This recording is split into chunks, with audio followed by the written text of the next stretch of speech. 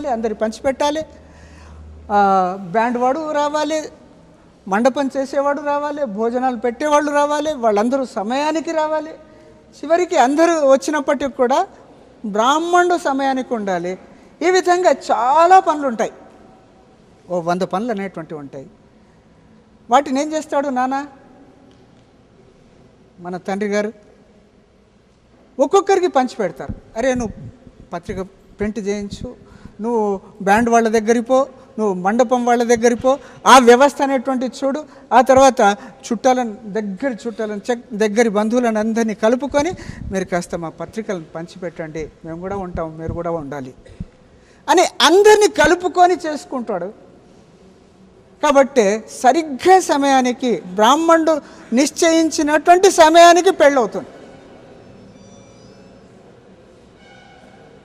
ఏ విధంగానైతే ఆ కార్యాన్ని పంచిపెట్టడం అనేటువంటిది జరిగిందో, అదేవిధంగా మనం ఏ కార్యక్రమం చేసినా మన కార్యకర్తలకు అందరికీ కొన్ని పనులు అనేటువంటిది పంచిపెట్టాలి. అంటే దాంతో ఇన్వాల్వ్మెంట్ ఆఫ్ ఎవ్రీబడి, అప్పుడే మనం అనుకున్నటువంటి పని సక్సెస్ఫుల్గా ఉంటుంది.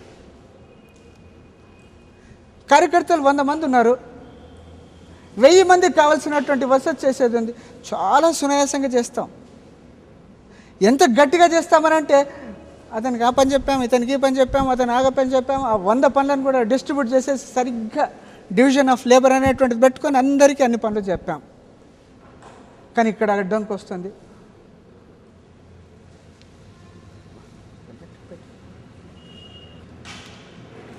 ఒకతను ఒక చిన్న పని చేయలే, బ్యానర్లు కట్టేవాడు సరిగ్గా సమయానికి బ్యానర్లు కట్టలే. ఏం చేస్తాం అప్పుడు? అరే బ్యానర్లు కట్టలేదు అనేటువంటి విధంగా బాధపడుతూ కూర్చుందామా? బ్యానర్లు కట్టకుంటే ఎవరికి తెలియదు అది మరి. కాబట్టి బ్యానర్లు కట్టాలి. ఏ సమయానికి కట్టాలి? ఒక 2 రోజులు మొదలే బ్యానర్లు కట్టడం అనేటువంటి జరగాలి. ఆ 2 రోజులు మొదలు కాలేదు, సరే కనీసం 1 రోజు మొదలన్నా పూర్తి చేసుకుందాం అని అతనితో కాలేదు. వెంటనే ఆల్టర్నేటివ్ అంటే ప్రత్యామ్నాయము. ఆ వ్యక్తి అతను పూర్తి చేయలేకపోతే ఇంకో అతన్ని కూడా సపోర్ట్గా ఇచ్చి ఆ పనిని పూర్తి చేసేంత వరకు మనం పర్స్యూ చేస్తాం, వెంటబడతాం. దానికి కావాల్సినటువంటి దీక్ష, దక్షత అనేటువంటిది దీంట్లోనే, ప్లానింగ్లోనే కాదు, పనులు ఒప్పజెప్పడంలోనే కాదు, దాని వెనకాల తర్వాత వాళ్ళ వెంట పడడంలో కూడా ఉంటుంది. ఆ వెంటపడి ఆ పనికి కాస్త పూర్తి అయిపోతుంది. అప్పుడే మనకు అనుకున్నటువంటి జయాన్ని సంపాదించగలుగుతాం. సరే ఇదంతా బాగా జరిగింది, అన్ని ఏర్పాట్లు చేశాము, ప్రజలే రాలేదనుకోండి, వినేవాళ్లే రాలేదు, అప్పుడు మనం చేసిన ఏర్పాట్లు ఏమవుతాయి? కాబట్టి ఆ ప్రజలను వచ్చే విధంగా ప్రజలకు కావలసినటువంటి మెటీరియల్ అందిస్తాము, కావలసినటువంటి విషయాలు ఇక్కడ చెప్పేటువంటి ఎక్స్పర్ట్స్ వచ్చారు అనేటువంటి విషయాన్ని కూడా వాళ్ళకి చెప్పడం అనేటువంటి జరుగుతుంది. అప్పుడే వాళ్ళ పేరు మీద కొందరు రావడం అనేటువంటి జరుగుతుంది. అంతేకాకుండా నేను చెప్పినందుకు వచ్చేటువంటి వాళ్ళు కూడా కొందరు ఉంటారు. కాబట్టి నేను ఎలాంటి వాడిని? నేను చెప్పితే 100 మంది వస్తారా? లేదు, 1000 మంది వస్తారు. ఎందుకు వస్తారు అని అంటే, నేను చెప్పిన విషయం పైన వాళ్లకు నమ్మకం ఉంది కాబట్టి. ఆ విధంగా ప్రతి వ్యక్తికి నమ్మకం అనేటువంటిది కుదిరించాలి. ఆ నమ్మకం కుదిరించలేకపోతే మన వెంబడి ఎవరు రారు. నమ్మకం కుదిరించేది ఎలా? మన యొక్క వ్యక్తిత్వం ద్వారా నమ్మకం కుదిరిస్తాం. అదిగో నడుస్తున్నాడు, రంగన్న నడుస్తున్నాడు, రంగన్న కాదు జాగరణ సేన సైనికుడు నడుస్తున్నాడు అని ఆ గ్రామంలో అనుకోవాలి. అదిగో యాదన్న నడుస్తున్నాడు, జాగరణ సేన సైనికుడు నడుస్తున్నాడు అనేటువంటి భావన ప్రతి ఒక్కరిలో కలగాలి. జాగరణ సేన అంటే మనం జాగృత పరుస్తూ ఉన్నాం అనేటువంటి భావన ప్రతి ఒక్కరిలో. నిజమే, చాలా మంచి పని చేస్తున్నారు, చాలా చక్కటి విషయాలు చెప్తూ ఉన్నారు, మనకు కావాల్సిందేదో చెబుతూ ఉన్నారు, కావాల్సిందేదో తక్షణమే ఇవ్వడానికి ప్రయత్నం చేస్తూ ఉన్నారు, మన బాధలను తీర్చేస్తూ ఉన్నారు.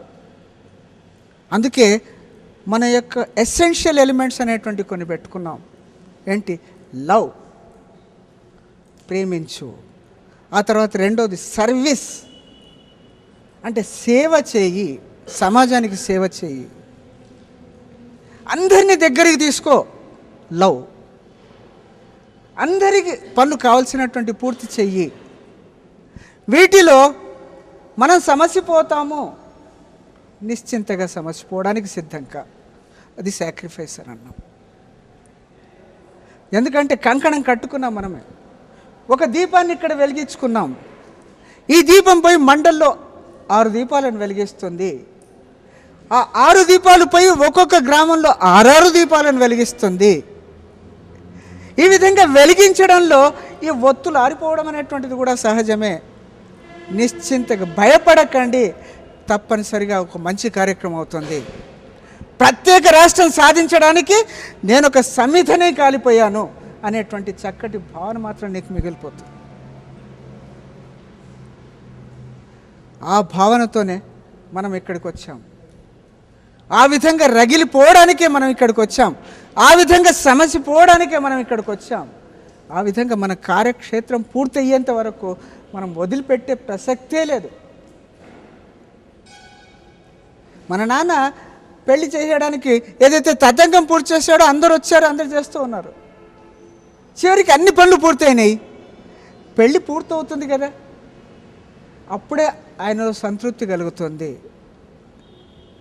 ఏ విధంగానైతే ఆ కార్యక్రమం అనుకున్నది పూర్తి చేశాను, అన్ని విధాలుగా సమయానికి చేశాను అనే తృప్తి నాన్నకు మిగిలినాడు. అదే తృప్తి, సమయానికి నేను అన్ని పనులు పూర్తి చేశాను, ప్రత్యేక తెలంగాణ సాధించి తీరాను అనే మన జీవన పర్యంతంలో నేను చూసుకున్నాం అనుకో, ఎంత సంతృప్తి. ఆ వైభవాన్ని మనమంతా చూడాలి. ఆ వైభవాన్ని చూడకపోతే, ఈ మధ్యన సమిధైపోతే దాన్ని నిశ్చింతగా మన వాళ్ళు తప్పనిసరిగా దాన్ని ఒక వైభవమైనటువంటి పద్ధతిగా తీస్తారు. నేను కాదు, నా నెక్స్ట్ జనరేషన్ సుఖపడాలి. ఈ ప్రత్యేక తెలంగాణ కొరకు ఎందుకు? ఇప్పుడు దాదాపు పెద్ద పెద్ద వాళ్ళు ఉన్నారు మన దగ్గర కూడా, 70 సంవత్సరాలు 80 సంవత్సరాలు. మన జయశంకర్ గారి 80 సంవత్సరాలు. అయినా ఆ 50 ఏళ్ల క్రితం నుండి ఆయన ఇప్పటి వరకు అదే విధమైనటువంటి శ్రద్ధతో ప్రతి ఒక్కరి హృదయాలను తరిచి కదిపి మరి కాస్త చెప్తూ ఉన్నాడు ఆ విషయాలనని. ఎందుకు ఆయనకు ఆ తహత? నెక్స్ట్ జనరేషన్ సుఖపడాలి అనేటువంటి. కేసీఆర్ గారు అనుక్షణము ఏదో ఒక విషయం ఆలోచిస్తూ ఉన్నాడు, ఒక్కొక్క స్టెప్ వేస్తున్నాడు. అవన్నీ స్ట్రాటజికల్ స్టెప్స్.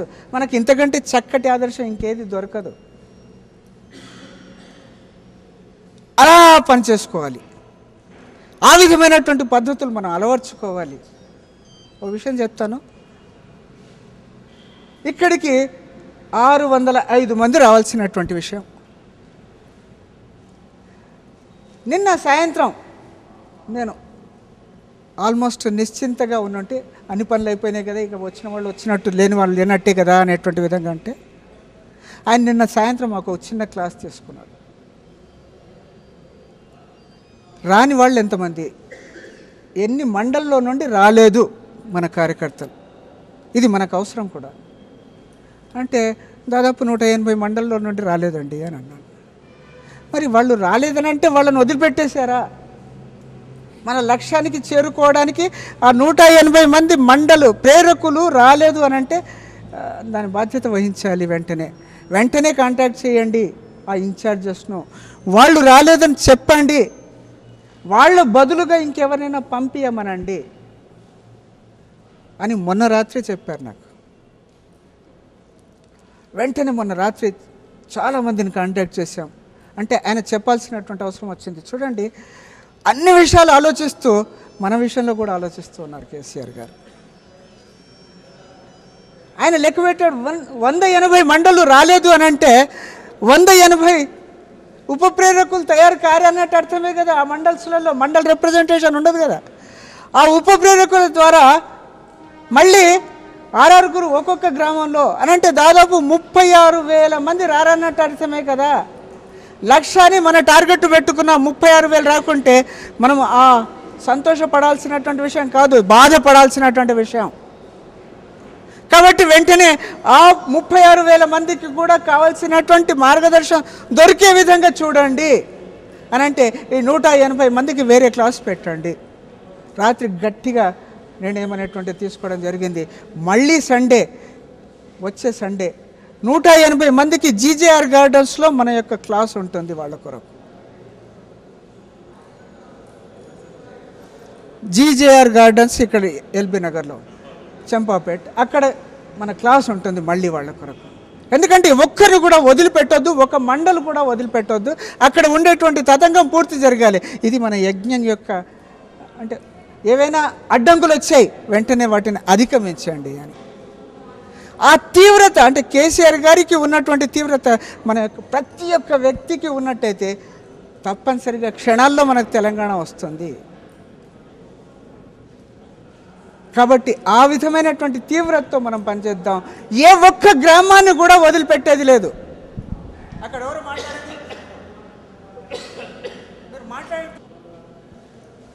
ఎవరు చెప్పరు. ఈ విషయాలు ఏ పుస్తకంలో దొరకాయి మనకు. మన అనుభూతి ద్వారా తెలుసుకున్నటువంటి విషయాలు ఇవన్నీ. మనం అనుభూతి పొందాము, ఆ అనుభవాన్ని అందరికీ పంచిపెడుతూ ఉన్నాము. తద్వారా మన కార్యక్షేత్రాన్ని వివరణ పెంచుకుంటూ ఉన్నాం, విస్తరింపజేసుకుంటూ ఉన్నాం. ఆ పెంచుకోవడం అనేటువంటిది ఎంతవరకు అనంటే చివరి వరకు, ప్రతి ఒక్క వ్యక్తి దగ్గరికి పోవాలి అనేటువంటి భావన వరకు. అంతవరకు మాకు విశ్రామం లేదు. ఆ భావంతోనే మన పనులు చేసుకుంటూ ఉన్నాం. అయితే అంతటి కార్యదీక్షత అవసరం. అప్పుడు మన ఈ కార్యక్షేత్రంలో అప్పుడు మనం జయం సంపాదించగలుగుతాం. అయితే వచ్చిన సమస్యలు కూడా ఏర్పడతాయి.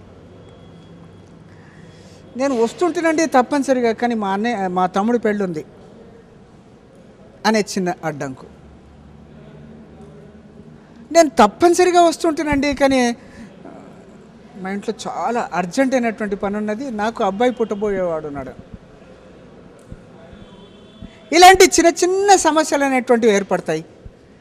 ఆ సమస్యలు కూడా మన సమస్యలు కావని మన కార్యక్షేత్రంలో మన పనులు పూర్తి చేసుకోవడానికే మనం సైనికులుగా తయారవుతున్నాం. మనం ఎలాంటి పని మనకు అడ్డు కాదు. అతి ముఖ్యమైనటువంటి పని తెలంగాణ ప్రత్యేక రాష్ట్రం సాధించేంత వరకు నేను నా పనులు పెట్టుకోను. ఆ నా పనులు వచ్చినప్పటికి కూడా వాటిని పక్కన పెడతాను, ఇంకెవరికో అప్పచెప్పేస్తాను. వాళ్ళ ద్వారా ఆ పనులు పూర్తయ్యే విధంగా చూస్తాను. ఆ తర్వాత నేను మిగతా విషయాలు మాట్లాడతాను. ముఖ్యంగా నా పని మాత్రం పూర్తి చేసుకుంటాను. దీనికి ఒక ఉదాహరణ ఉంది మన చరిత్రలో చాలా చక్కటి విషయాలు ఉన్నాయి. శివాజీ తల్లి ఒకసారి టెర్రస్ మీద పై స్థాయిలో అక్కడ నిలబడి తల ఆరబెట్టుకుంటూ ఉంది. ఆమె దృష్టి ముందు కొండ మీద పడ్డది. ఆ కొండ మీద శివాజీ జెండా లేదు, ఎవరితో వేరే వాళ్ళ జెండా ఉంది అక్కడ. వెంటనే శివాజీని పిలిచింది. ఏంటి అక్కడ జెండా అనేటువంటిది మనది కాదా? అవునమ్మా మనది కాదు. ఎవరిది? మరి ఉదయభాన్ అనే రాజు ఉన్నాడు, అతనిది అని చెప్పి. నేను ప్రతిరోజు చూస్తూ ఉన్నాను, మన జెండానే అనుకున్నాను, పొరపాటు అయ్యింది. ఆ వారం రోజుల లోపల ఆ జెండా ఉండకూడదు, మన జెండా ఎక్కడ ఉండాలి, ఏం చేస్తావో నువ్వు ఇష్టం అని శివాజీకి వాళ్ళ తల్లి ఆదేశించింది. ఆయన రాజదర్బార్లోకి వచ్చాడు, తానాజీని పిలిచాడు. తానాజీ, అమ్మ చెప్పినటువంటి ఆజ్ఞ అక్కడ కొండన, ఆ కొండ పేరు కొండన, ఆ కొండన కోట ఏదైతే ఉందో ఆ కోటను వారం రోజుల్లో అమ్మకు అప్పచెప్పాలి.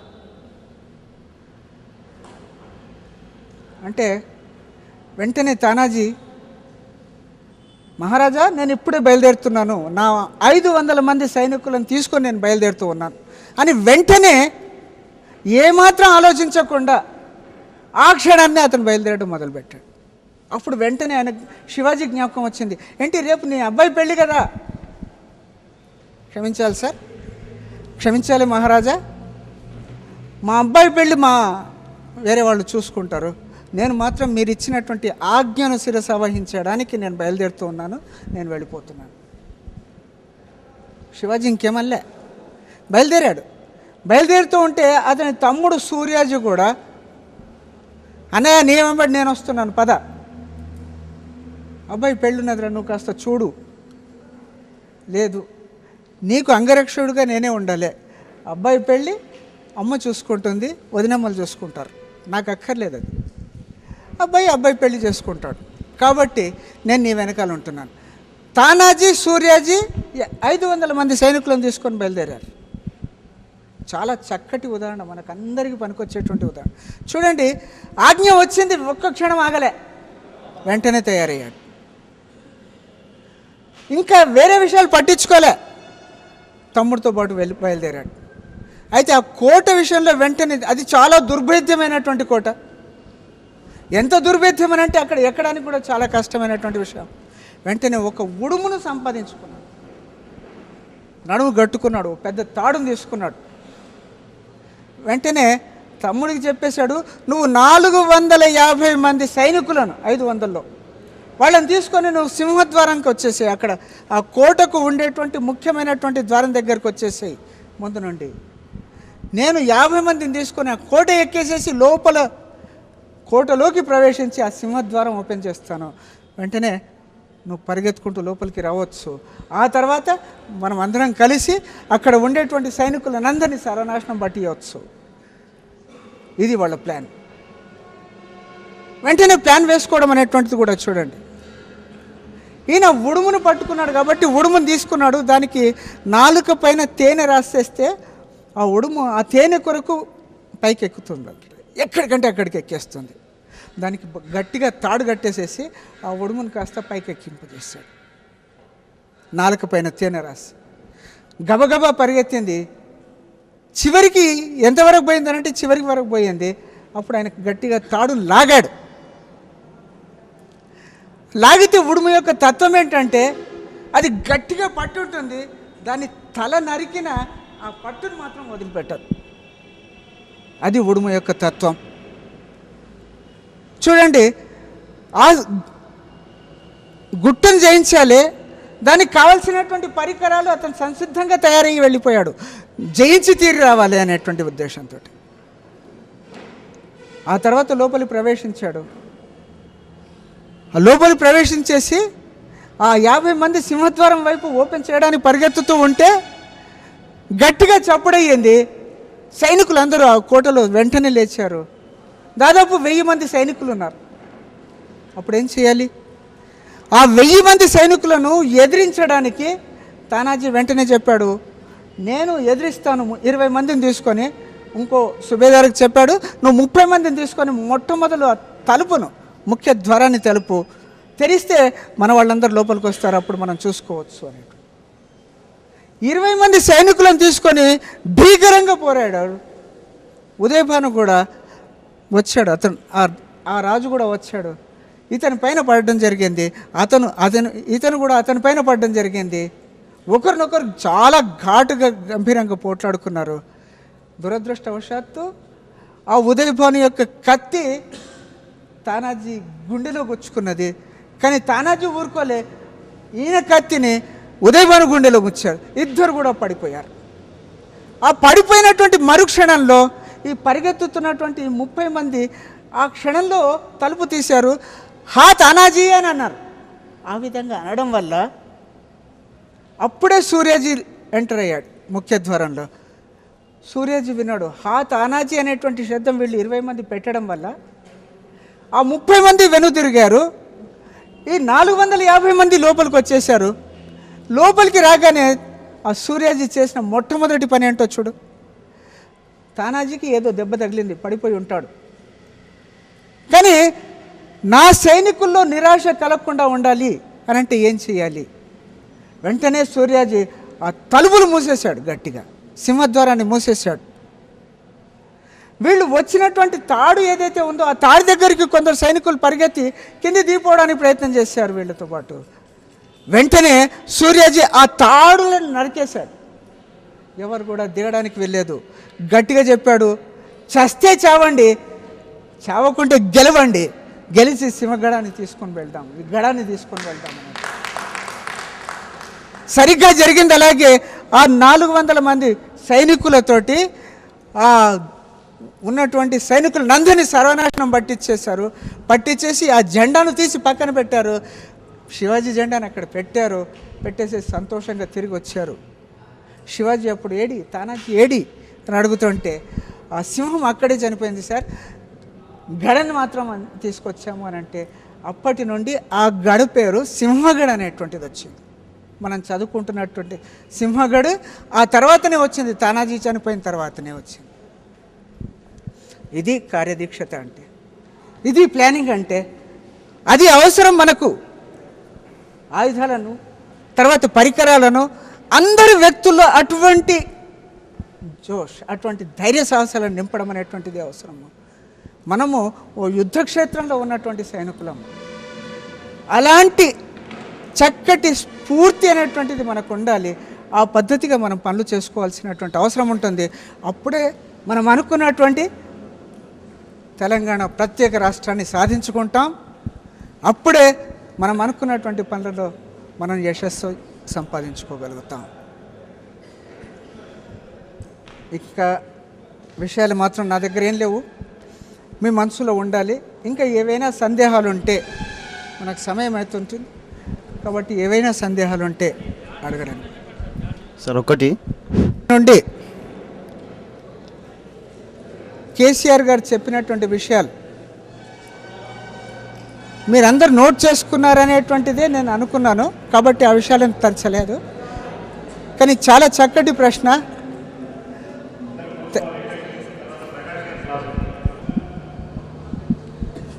మనమే దీన్ని రూల్ చేస్తూ ఉన్నాం, మనమే దీన్ని పరిపాలిస్తూ ఉన్నాం. అడ్మినిస్ట్రేషన్ ఆస్పెక్ట్స్ మనమే చూస్తాం కాబట్టి ఇంకోరు డిసైడ్ చేయరు. స్వయం పాలన ఇదంతా. ఆ విధంగా సెల్ఫ్ రిసోర్స్డ్ నీకు కావాల్సినటువంటి జవాబు. సెల్ఫ్ రిసోర్స్డ్ అంటే దీనికి కావాల్సినటువంటి ఫండ్స్ మనమే ఎవాల్వ్ చేసుకుంటూ ఉంటాం. ఒక గ్రామంలో 6 సైనికులు అండి, ఇది అల్టిమేట్గా ఉండేటువంటి చివరిదని. ఆ 6 సైనికుల్లో ఒకవేళ వాళ్ళ యొక్క ఆదాయం సరిపడేటువంటి విధంగా ఉంటే సంతోషంగా వాళ్ళు వస్తూ ఉంటారు. కానీ తీవ్రత ఉంది, పనిచేసేటువంటి తీవ్రత, కానీ ఆదాయం సరిగ్గా లేదు.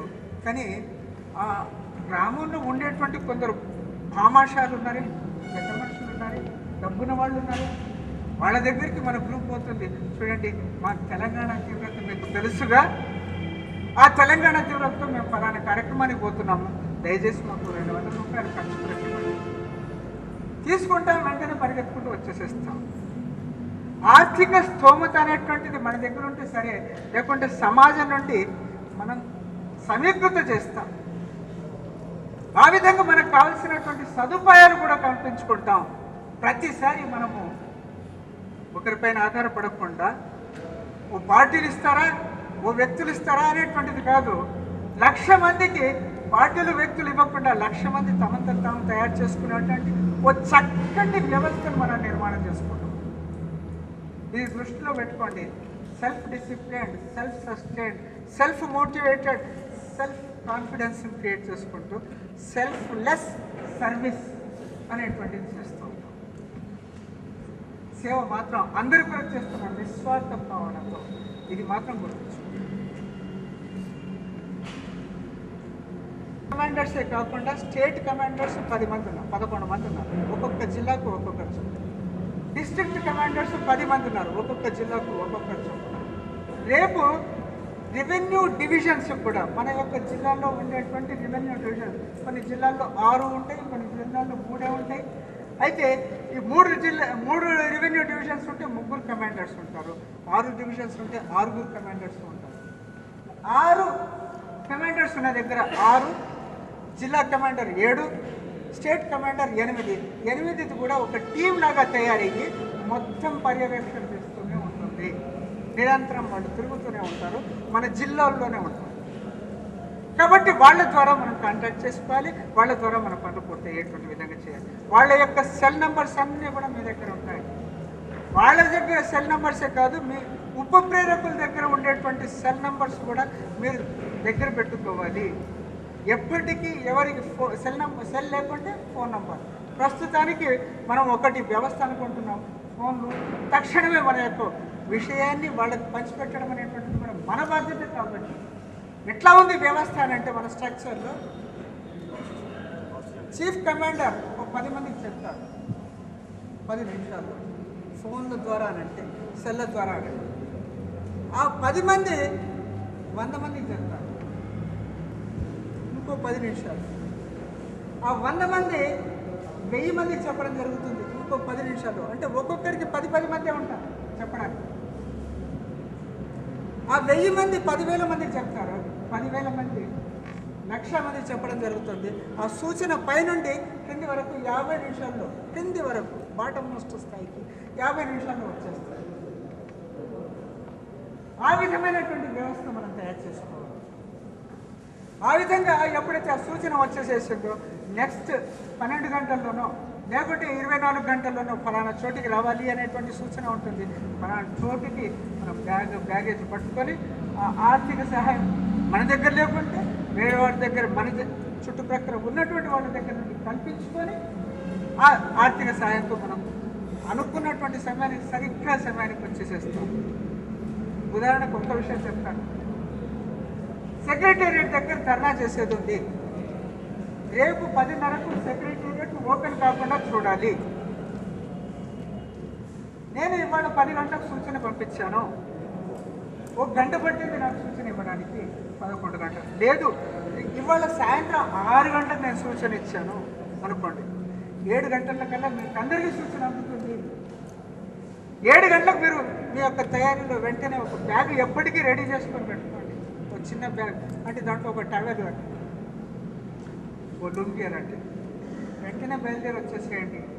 సెక్రటేరియట్ చుట్టుప్రక్కల మనకు ధర్నా కార్యక్రమం అనేటువంటి విషయం మీకు చెప్పడం జరిగింది అనుకోండి.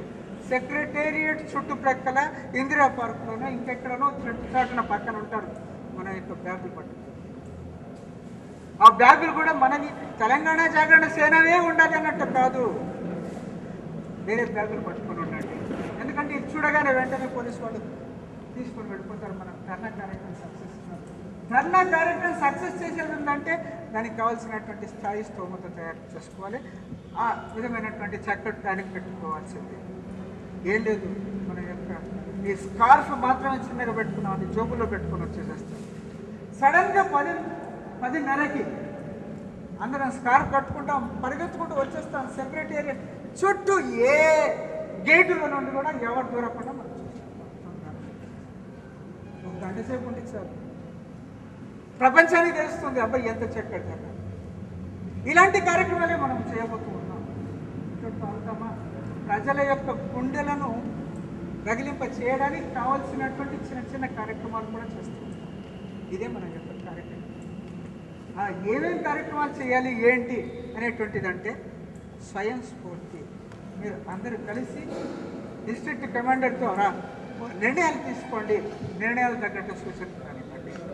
డిస్ట్రిక్ట్ విషయాల్లో అయితే రెవెన్యూ ఆఫీసు ధర్నా చేసేది ఉంది, వెంటనే ఆ మండల్ స్థాయిలో కార్యకర్తలందరినీ సమీకరించి ఒక ఆఫీసర్ మనకు వ్యతిరేకంగా, తెలంగాణకు వ్యతిరేకంగా పనిచేస్తున్నాడు, పోయి ఆయన ఇంటి ముందు ఆయన ఇంటి నుండి బయటికి రాకుండా జై తెలంగాణ నినాదాలు పెట్టుకుంటూ నిలబడతాం. ధర్నాకు గెరవ్, ఇవి 2 కూడా డెమోక్రటిక్ పద్ధతుల్లో చక్కటి పద్ధతులు. వాటిని అన్నింటినీ అవలంబించడానికి ప్రయత్నించాలి. మనకు వ్యతిరేకంగా ఎవరు మాట్లాడినా వాళ్ళు నా పనితో ఆ పని చూస్తాం.